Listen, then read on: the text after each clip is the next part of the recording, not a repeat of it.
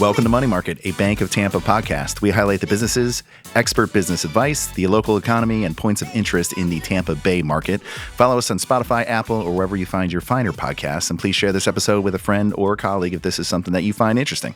I'm your host, Owen Lefebvre, the Pinellas County Market President for the Bank of Tampa, Tampa Bay's oldest and largest community bank. Today, we're joined by the one and only Bemetra Simmons to talk about the Tampa Bay Partnership, transportation, housing, and whatever else we decide to get into. But a little bit on Bemetra's background. She's the president and CEO of the Tampa Bay Partnership. She previously served as the chief strategy and operations officer for United Way Suncoast. She's a former banking exec. You got out. Good for you. Currently serves on the board of county commissioners for the Tampa Housing Authority. All kinds of accolades. She was an up-and-comer in 2013. And I don't know if anybody ever pulls you Back aside. when I was young. They never say, like, you made it. I want to tell you, like, you made it. Oh, my goodness. Thank you. Well, I guess you did because you were a finalist for Businesswoman of the Year in 2017. So That's a good company that year. And then Girl Scouts Women of Distinction honoree. So that's new. That is new. Congratulations. I'm excited about that. Thank you. Congratulations on that one. And I did want to highlight, so along with your twin sister, Bemetra, you co-founded Corporate Homie, which is a career, lifestyle, and advice company and podcast that you said was coming back? Yes, sir. With new episodes coming in about 2 weeks. Okay, awesome. So welcome to Money Market. So Thank you. Thank you for having me. I appreciate you coming. One of the things I was looking forward to, I always enjoy when you speak, is all your sports analogies, given your basketball background. Correct. Yeah, if you don't speak sports, you can't follow me. No, but I love it. And being, although I played a bunch of sports, played hockey for 30-something years, so I can't use hockey references because no one knows what I'm talking about. So we're getting better. We're getting better in Tampa, right, for sure. But for those that don't know, what is the Tampa Bay Partnership and what purpose does it serve? Yeah, sure. So first of all, thank you so much for having me and excited to share with you today. So the Tampa Bay Partnership is a coalition of C-suite leaders, both from the business and the not-for-profit community. We are 100% privately funded, so we don't get any public resources whatsoever. And again, we have decision makers around the table. And the cornerstone of our work is we put out an annual report that measures the 8-county Tampa Bay region against 19 peer and aspirational markets. So how is Tampa Bay doing against Austin, Texas, or Charlotte, North Carolina, Minneapolis, St. Paul, et cetera? It's 60-plus indicators, looks at everything from economic vitality to educational attainment to transportation and infrastructure to civic quality. And then we use that report not only to see what are we doing well and let's do more of that, but most importantly, where are our areas of opportunity? And so that's really what we do, is try to move the needle on some of those key things that affect our community that we see from the data in the report. And since we're talking about it, let's dig in. What did this year's report tell us? So the report comes out every year in February. So we're about to unveil the 2024 data. And it's a bit of a mixed bag. We have some things we're doing really well in. The secret is out that Tampa Bay is a great place to live, work, start a business, expand a business. We are number one in net migration in the country of the competitive set where we compare ourselves. And all 8 of our counties are still in growth mode, which is fantastic, not only for us as a region, but also for the state of Florida. We're also doing really well from high school graduation rates, both for traditional students and for economically disadvantaged students. And then we got some areas where we got to do some improvement, primarily around affordability, right? So right now— And I imagine transportation is on the list. Yeah, I was going to say transportation is that piece, and that's why I was going to say the transportation and affordability really go hand in hand. We are in the bottom— we track 10 transportation indicators. We're in the bottom quartile in all 10 indicators. Everything from pedestrian and bicycle deaths to residents that have more than an hour of commute, the availability of our transit, how frequent it runs. We just have a lot of work to do there. And because of the affordability issues, housing costs, we're number one in housing costs, where people are being pushed further out without any kind of public transit to come back in. Yep. That's right. So right now in Tampa Bay, for every dollar that our residents earn, they're spending about 57 cents on just transportation and housing costs, and they haven't even gotten a bite of food. So we've got some work to do there. So when you get a report like that, and then actually let me take a step back. So I mean, when you were named the CEO, I was excited because I see you as someone who is that collaborator in a region that is also that can be divisive at times and parochial. Yep.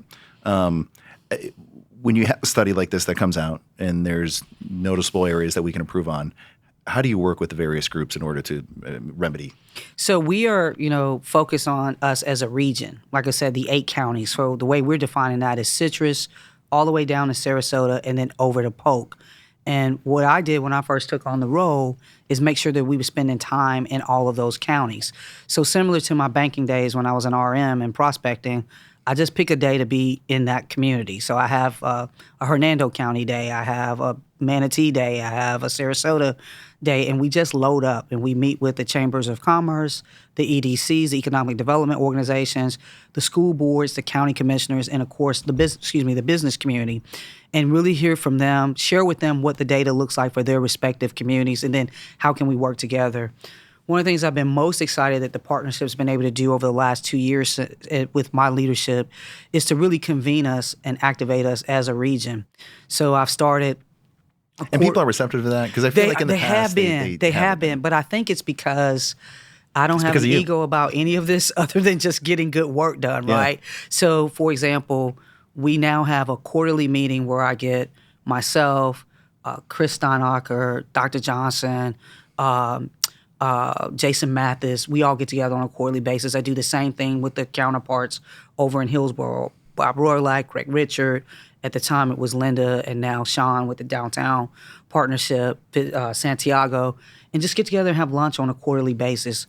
Let them share what's going on in their respective organization, what's going on with the Chamber, what's going on with the Downtown Partnership, and then I share with them what's happening in the region. And what that's allowing us to do is speak with many voices, but one message for different things that we're trying to get done as a region. And it's been really well received. So as you're laying it out, I'm hearing get together with everybody from Pinellas and everybody from Hillsborough. You're kind of the person in between. Mm-hmm. Is there ever an opportunity to get all those people together in the same room? We're going to do that in 2024. Because we have been traditionally so parochial, we couldn't do that out of the gate, right? So makes sense. Baby steps. Yes, and a lot of those leaders were not used to talking to each other unless something was wrong. Okay. Right, so we had to start flexing and exercising the muscle of just getting together first. We could just talk. Right. So it's a lot like playing a sport, right? So when you play a sport and you're on a team, you're not just a team because you're all put on the same uniform. You have to spend time together and build trust, and then you can start accomplishing things for a common goal. But so build the relationship I don't have first. pixie dust, right? So I can't just spray it on everybody like, we're a region, let's be a team. So this is the way that I've gone about it and breaking it into bite-sized opportunities. Okay. In terms of what you decide to advocate for, is it all driven by the Regional Competitive Report? Like, what's the thought process? So, yes, it's primarily driven by the report. We divide ourselves into working groups to break these down. So we have a transportation working group. And again, the leaders these are volunteer leaders? The volunteer leaders lead that work. The investors, okay. Yeah. So we have about a little over 40 companies that represent about 120,000 jobs in the region. And so we'll have two leaders, or two of our investor leaders that will lead each of the groups. So we have a transportation group. We have an education group that looks at early learning through 12th grade. Then we have a workforce group. And then we have our housing affordability task force. Each group at their choosing has chosen 2 to 3 indicators from the report that they want to make a difference in moving the needle on. Okay. The opportunity we have is these are not things that are moved in 1-year increments. When you say, let's improve kindergarten readiness, it's not like you can, push a couple of levers and then next year you get the report and you're up 3 or 4%. You're going to have incremental improvement. So you have to have leaders that have that long-term vision and commitment to the work. Okay, but there within these individual groups, there's an action plan, there's timelines. Absolutely. Yeah, and there's specific legislation. So like for transportation, we've been really vocal and behind the scenes on a couple things that are big for us, which is the regional MPO. That's something that the partnership has been quietly working for behind the scenes for years. Okay, but not so quietly anymore because I saw your op-ed. Yeah, yeah. It was great. Thank you. And I don't know if people realize one of the reasons we have so many challenges with getting things done transportation-wise here, we have 8 counties and 7 transportation planning organizations. So think of it as if you had 7 siblings that you need to vote on things for. If you have siblings, you know that's difficult to get done, right? This would put merge our 3 largest counties, Hillsborough, Pinellas, and Pasco, into a single transportation planning organization. That would also make us the largest transportation planning organization in the state. Okay. That gives us a larger opportunity to go after federal dollars, state dollars, and have local funding sources. So it gives us a great opportunity to actually get some things done, if that makes sense. Totally makes sense. Are there any examples in the country of other regions that have done that successfully? Yeah, so that's a great question. The Washington, D.C. area, they actually have a multi-state transportation planning organization that is the District of Columbia, Maryland, and Virginia, right? And so they've had some really good wins and really good successes there. And, Greg Slater, who runs the Tampa Hillsborough Expressway Authority for us now, came from that community. So he's been a great resource to say, hey, here's how it works when you have, different states, different jurisdictions, that type of thing. So, and then, we do have some other counties throughout the state that have multi-county MPOs as well. Orange County has a 3-county MPO. In Central Florida, they have a 3-county MPO as well. So how do you get 7 different organizations to say, like, okay, we're in? So very carefully, right? So the first thing we did, so let me, if you don't mind, if I can back myself up just a little bit. Please. So this is not a new thing that the partnership has been discussing. They've been discussing this for years, but the reason it's starting to get traction now are really 4 things that took place about a year and a half ago. Number one, the governor created some new congressional districts, and so that allowed a couple of our Congress members to have more than one county in their congressional district. So, for example, Congresswoman Castor now has a sliver of Pinellas, so she can't be one county focused. So that was a good thing for us for this issue. Both the Hillsborough and Pinellas County Commissions changed over leadership in terms of who was controlling the commission. And for this issue, that helped us as well. Okay. The third thing is Hillsborough did not pass their tax. So they did not have $400 million coming in annually that they don't want other counties weighing in on how they were going to be spent. And then last but not least, we have a transportation planning director that was in Hillsborough who was vehemently against this, who was retiring. So those 4 things were what we saw as a window of opportunity for us to look at getting this done, and we've started to get some traction because of that. Okay, good. But you did speak of the all for transportation tax dollars. Yes, we did. But we also got another win because some of that money is hopefully coming back to this area? Hopefully. So this is the 3rd legislative session that we've been trying to get our money back. I say that because it is Hillsborough County's money. The money belongs to the residents of Hillsborough County. And what we've been doing, again, through the partnership's leadership, is try to convene us and activate us as a collective business community to get those dollars back. Because of that meeting I was mentioning earlier, we were already used to meeting. So we all met last year. We wrote language that we all approved, that we had the exact same language in our legislative agenda. And then we all went as CEOs together from the business groups to Tallahassee to advocate for it. Power in numbers. We didn't get what we wanted last year, but we didn't get what we didn't want either. This year, we said, let's take it a step further, and we wrote a letter, and we got 96 CEOs to sign on saying, please give us our money back for what the voters voted on it for, and that went to Tallahassee in advance of the session beginning. And this year, it's already in the governor's budget to give us our money back. So we're further than we've been the last few years, and we are cautiously optimistic okay. that we will, fingers right? crossed, legs crossed, all of those things, all the things crossed, that we would get our dollars back. Yeah. So, but I understand the FDIC, or no, FDIC, I got banking on the mind. Yeah. The FDOT would be responsible for the way utilizing and allocating those dollars? Yeah, the way that the discussions and negotiations are going right now, it looks like FDOT would, determine what projects are done, and or the BOCC, the Hillsborough Board of Commissioners. From the business community standpoint, we don't want to advocate for specific projects. That's not really where we want to weigh in. We just want to make sure the money comes back for Hillsborough County transportation initiatives. Yeah, so I think that, step number 1 is that the money comes back to Hillsborough, correct. Right? But number 2, I mean, wouldn't the preference be that, Hillsborough determines where those funds go rather than FDOT? That would be the preference. And also that it gets done for Hillsborough, that you're not working on a state road or something like that. Because again, that's not what the voters voted for. This doesn't seem like it should be rocket science. Like, give the people their money back for what they actually voted for. For like, this shouldn't be hard things. It was but like 57%. 57%. That's it. I thought it was higher. No, it was 57. Okay. Yeah, that's good though for a citizen-led referendum. Yeah. It's great. Yeah, for sure. Yeah.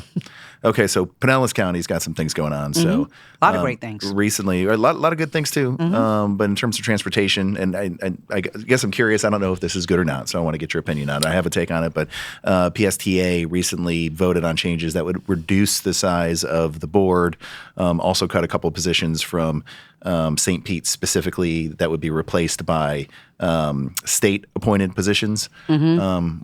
What are your thoughts on that? First of all, I think PSTA is a very well-run transit organization. I would agree.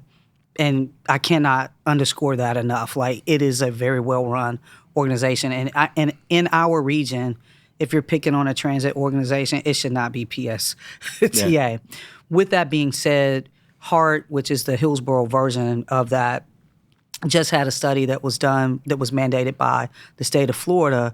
And what came out of that study is that both PSTA and HART's boards are substantially larger than other transit agency boards around the country. The average board size around the country is about 10. HART's board is 14. I can't remember the exact number for PSTA. So I think what I gather that they're trying to do is get things in line from a governance perspective in terms of the size of the board, in terms of who makes those decisions. I think we want to be mindful to make sure that we have enough local voice because the local elected officials and the transportation is local, right? Yeah, it's local. It's a local issue, and we want to make sure that we have a large enough voice there that people who are actually familiar with our community are actually weighing in on that, and not so much folks from the state, if that makes sense. That makes perfect sense. Yep. So I think we're aligned there. Yeah. So Brightline. Yes. You recently got to ride it. Planes, trains, and buses. We did. So, yes, we took a group, and we're going to do – that was the first of a few delegation trips we're going to do. We're going to do one again with some folks from the Pinellas community as well. But, yes, we took about 40 leaders, business leaders, local elected officials to experience the Brightline. And so we flew from Tampa down to Miami, and then took public transit, took the public train over to the Brightline station, went to 2 different Brightline stations, and then took the train from West Palm all the way up to Orlando, and then took a bus back on I-4 just in time for all the good bumper-to-bumper traffic to come back to Tampa. The biggest thing, though, that we took from that trip, Owen, was all of the transit-oriented development around the station. Right. So, you had to hear the elected officials say, this is a part of town that no one went to before, or people were scared to go to, or these were just parking lots. There was nothing here. And then you're seeing Class A office, retail, workforce housing. And that type of development is exciting. It's an exciting opportunity for us here in Tampa. The Brightline folks quoted that said that they're seeing $1 billion in economic development each year for their stations. That's incredible. That is incredible. And also, if I never have to drive on I-4 again, I don't care where the station is. Sign me up. Brandon, St. Pete, Ybor, I don't care. I'm getting in. I'm getting on the train every year. So when is it coming to Tampa? I think it'll be here in about 5 years. Okay. I think it'll be about 5 years before we're actually riding it. Right. And how close are they to actually picking a spot? Because you mentioned all the places that it potentially could go. I mean, I think that's a better question for the Brightline executives. Okay. I didn't want to get myself in trouble. They're not, okay. All right. So you kind of know, but don't want to share. All right. So housing. Yes. Housing's an issue. Affordability is an issue. I mean, the last couple of years, rents are up 30%. We look at, home values. So affordability, we are no longer affordable. We are one of those communities that was always one of our bright spots, if you will, and now that is no longer the case. So what are your advocacy efforts in affordable housing? So housing is a big issue. We are in a housing crisis in Tampa Bay. Absolutely. Make no mistake about it, whether you're renting or purchasing, and especially with the escalating interest rates, it's just really been challenging. All of our growth would be great if our wages were keeping up with that, but they're not, right? So when you have housing costs that are growing 26% year over year, and wages that are growing 7% year over year, it's not a winning. No, not to mention just inflation. That's what I'm saying. Then The inflation, cost of food. Yeah, right. Yes. It's just not a winning proposition. So the nerdy banker in me, when I first took over, I'm like, okay. Particularly, you hear the mayor of Tampa say, "Hey, we're going to build 10,000 units." You're like, "That's amazing, but how many do we need?" And no one could answer that question. I would talk with, the city of St. Pete, Pinellas County, city of Tampa, et cetera, the housing authorities. No one could tell you the number. If they did have a number, the number was about 3 years old, which means it wasn't a good number. So we just submitted and won a grant from J.P. Morgan Chase to do a housing needs assessment for the MSA. Yeah, interesting. Okay. So that will tell us how many units do we need today. How many units do we need today? How many will we need in 3 years and 5 years based on our growth rate? And then also, how many? And that's specifically affordable housing, or workforce that is all housing? Workforce housing. Okay. Workforce housing. I think. Do you want to describe it? Affordable gets thrown around a lot, but there are a lot of different variations. So I definitions. try not to say affordable housing because when business people hear that, they think low income housing, and that's not what we're talking about. Right? We're talking about housing affordability, right? Like your average, working class citizen. I was gonna say, you're a baby banker. You just graduated from college. You can't afford to live in Water Street. You cannot afford to live in downtown St. Pete, right? You're a public school teacher, you're a police officer, that type of thing. That's what we're talking about. And so this study will allow us to see, like I said, how many units do we need 3 years, 5 years out today? And then also, how many units do we have that are coming off of being affordable? You know this with your commercial real estate background. Somebody did a project 10 years ago. They did some kind of tax credit. That's rolling off. Now it's going to go to market rate. Mm-hmm. How many of those units are coming off a line? What I'm hoping, because I actually got this is not my idea. I got this from the St. Petersburg Chamber of Commerce, Thinking Outside the Berg trip when we went to Austin. They do this in Austin. Mm-hmm. They ironically also got a grant from J.P. Morgan Chase to do their initial assessment, but now they have their own organization, Housing Works Austin, that gets funded every year by the municipalities to update it, and they have theirs broken out by city council districts. Okay. I don't know if we'll go there, but this will at least give us a good point to get started, because I don't know how you solve a problem if you don't even know how many units you need. Yeah, I mean, you need to have the information. 100%. You need to set a goal, and if you don't have that, then you're rudderless, right? You have nowhere to go. Right. Or don't have any idea where to go. I mean, one of the things that's always and I don't know necessarily how I feel about it yet, mostly because of what's happening in Pasco, and I'll tell you in a minute, but Live Local Act. Mm-hmm. So we just need more inventory. We do. And part of it is just inherent in the process of land's expensive, construction's expensive, but then you layer in all the bureaucracy of trying to get things approved and taking it to city councilor or county commission, and the droves of the NIMBYs, right? The droves of people showing up saying, not my backyard, like I'm the last one in, you can't build anything more, right? Which is preventing us from building the amount of inventory we have, which the other issue to that we talked about is just transportation. People are coming where you want them to or not. Mm-hmm. They're going to live here. Then how do we get them from point A to point B? But so Live Local Act would seem to have removed some of those potential issues in roadblocks. But that being said, kind of what we're seeing in Pasco County is they had sites that were critical to their economic development for commercial and industrial that are being converted to multifamily. Right.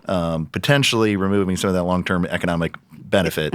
But yet we need affordable housing. Right. So first of all, I'm really happy to hear you talk about the gridlock and getting things done, because I don't think that gets discussed enough. How long it takes people to get permits and things like that, and that's a real issue. The Live Local piece is interesting. We actually, again, one of the things we started is something that I call a regional roundtable, where I get one county commissioner from each of the 8 counties to get on a virtual Zoom meeting with our investors to kick around an issue. And this month's is about how are the counties implementing Live Local, right? How are they doing that? I think if there's not pending lawsuits, there's lawsuits coming. There are lawsuits coming, and there was just legislation introduced this week this is the first week of session for Live Local 2.0, to try to fix some of the things that the local municipalities are frustrated about with Live Local. So what are some of those issues? Some of it is they don't feel like they have enough control, right? But that was the whole purpose. That was the whole point. Because they had control and they weren't approving it. They weren't approving anything, right? So I'm like, but there should be a balance between how much control they have, how much control they do not have. I also think that we have to be honest as a community to say, like you said, the growth is here. People have to have somewhere to live. The workers have to have somewhere to live. If you want to grow your company, you want to have people, they have to have a place to live. And it can't all be, way out in the suburbs, away from where we all live today, right? Like It's got to be some infill. And we got to hit all the levers, right? It has to be multifamily. It's got to be single family, container homes. I don't know. I think we should be looking at everything because we need a little everything, right? We have to push all the levers. Yeah. So speaking a little bit of everything, I want to pivot back to transportation for a minute. The ferry. Yes. So partnership, any involvement with that? We would like to see the ferry and a daily ferry that people can use for commuter. I think the tourism ferries are great, but that's not really what we need. Like we need for people to be able to commute. Was very disappointed that one of the counties was willing to put money in and the other one was not. I do think that what happened is between the time that they originally got the proposals, obviously with the escalating costs, it just got to be too expensive for them to get their arms around it, and they have other priorities. But as I'm a military kid, I grew up in 10 states and 3 countries. This was the first community I ever lived in that was connected by water that didn't already have a commuter ferry. It's baffling. And I didn't know. So when I first moved here, I was in my corporate housing. Right. And I went down to the Marriott and to the concierge and was like, hey, can you direct me to the ferry? I want to go to St. Pete today. And the lady's like, you're not from around here, are you? I was like, there's no ferry. That's bananas. So yes, we're supportive of a commuter ferry for sure. Yeah. So, how do we get there? I don't know how we get there until we start coming up with dedicated funding sources for these projects. That's why we feel like the first step is the regional MPO, right? Because you have to have the dollars to do this. And what happens to us with these projects are we come up with an idea, we can go out and get federal grants for it, but all the federal grants require a local match, and we don't have the local match. And so we're not going to have that until we can start working as a region to look at these things. Yeah, that makes a lot of sense. Anything else you want to share with everybody? I just think, we're really excited again about how we are convening and activating as a region where we're able to speak with many voices, one message. I've been really proud of us for that. I would say all of the things that we're working on, we put out this report, but the report does not belong to the partnership. We put the report out in collaboration with Community Foundation and United Way, but the report belongs to the community, right? It's an opportunity for people to use it to inform decisions, to make decisions, and it's all of our responsibility to make sure our community is as best as it can be. It's a great report, and I am so proud of you to see what you have done. Thank you. No, it takes a special person to bring people together that historically have not gotten along. Patient person. Yes. You are very patient. So if people want to find you, where can they find you at? Yeah, so, obviously the Tampa Bay Partnership at www.tampabay.org. The report that we're mentioning, you can find that at stateoftheregion.com. And the new one comes out in February. Yeah, I was going to say the new one's coming out in February. If you haven't already registered for our event, register for our State of the Region event, February 12th at the USF campus, Phillips Marshall Center, 11:30 to 1:30. Awesome. So, and your podcast, you want to give that a plug? Yeah, got to plug Corporate Homie, right? Yeah, so that's Corporate Homie, HOMIE, and you can find that on all podcast platforms, Twitter, X, formerly Twitter. Showing my 48-year-old, right? Just 48 trying to keep up, right? Instagram, LinkedIn, all those good things. Good stuff. Bemetra, thank you for coming on Money Market. Thank you for having me. If you have any questions or future show idea or would like to be a sponsor, you can find us on LinkedIn, Facebook, Instagram, and at Bank of Tampa. You can email us at moneymarket@bankoftampa.com. Also find us online at bankoftampa.com. Thanks for tuning in. Thanks for following. Until next time, adios.